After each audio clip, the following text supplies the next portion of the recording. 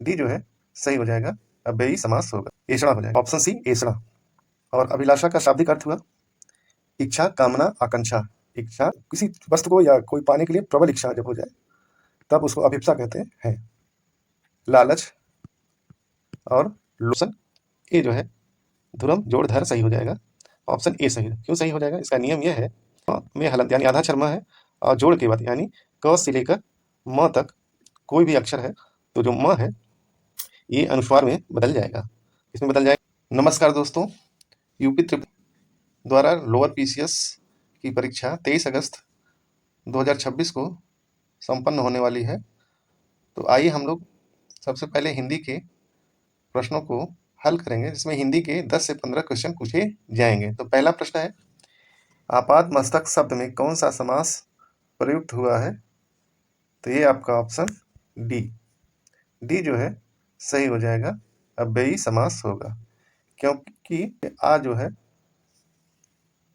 उपसर्ग लगा हुआ है और पाद माने पैर, मस्तक माने सिर, तो ये आ जो उपसर्ग लगने के कारण यह आपका अव्ययी समास हो जाएगा। सांसारिक वस्तुओं को प्राप्त करने की इच्छा के लिए एक शब्द क्या होगा? तो एक शब्द आपका ऑप्शन सी एषणा हो जाएगा। ऑप्शन सी एषणा। और अभिलाषा का शाब्दिक अर्थ हुआ इच्छा, कामना, आकांक्षा। इच्छा, कामना,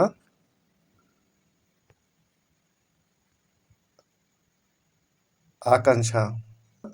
अभिप्सा इसमें होता है कि किसी वस्तु को या कोई पाने के लिए प्रबल इच्छा जब हो जाए तब उसको अभिप्सा कहते हैं, प्रबल इच्छा। कामना, अलिप्सा माने होता है लालसा, लालच और लोभ, तो ये आपका लिप्सा का शाब्दिक अर्थ होगा। तो यहाँ आपका ऑप्शन सी जो है सही होगा, एषणा। अगला सवाल है, तद्धित प्रत्यय और कृत प्रत्यय के बीच मुख्य अंतर क्या है? तो यहाँ आपका ऑप्शन डी जो है सही हो जाएगा। कृत प्रत्यय धातुओं के साथ जुड़ते हैं, जबकि तद्धित संज्ञा विशेषण के साथ, तो इसलिए ऑप्शन डी आपका जो है सही हो जाएगा। फिर अगला सवाल है चौथा, संधि विच्छेद के नियमानुसार धुरंधर का सही विच्छेद क्या है? यानी यहाँ आपसे संधि पूछ रहा है, संधि विच्छेद। तो यहाँ आपका ऑप्शन ए जो है ध्रुवम जोड़ धर सही हो जाएगा।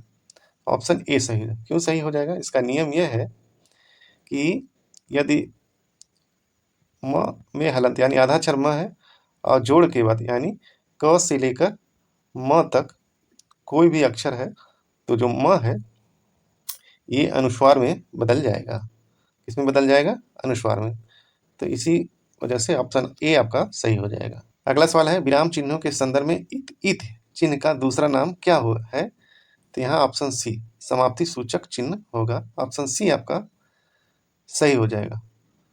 तो तुल्यता सूचक चिन्ह का जो है चिन्ह ये बराबर का होता है, और लाघव चिन्ह जैसे डॉक्टर ये चिन्ह हो गया, और लोभ चिन्ह ये डैश डैश दे दिया जाता है, ये लोभ चिन्ह हो जाता है। अगला सवाल है, वक्ता की आज्ञार्थ वृत्त यानी मूठ के अंतर्गत इनमें से कौन सा भाव नहीं आता है? तो ये ऑप्शन सी जो है शर्त या हेतु, ये आपका मनोभाव नहीं यानी मूठ से संबंधित नहीं है। बाकी ऑप्शन ए, बी और डी ये आज्ञार्थ वृत्त से संबंधित भाव रखते हैं।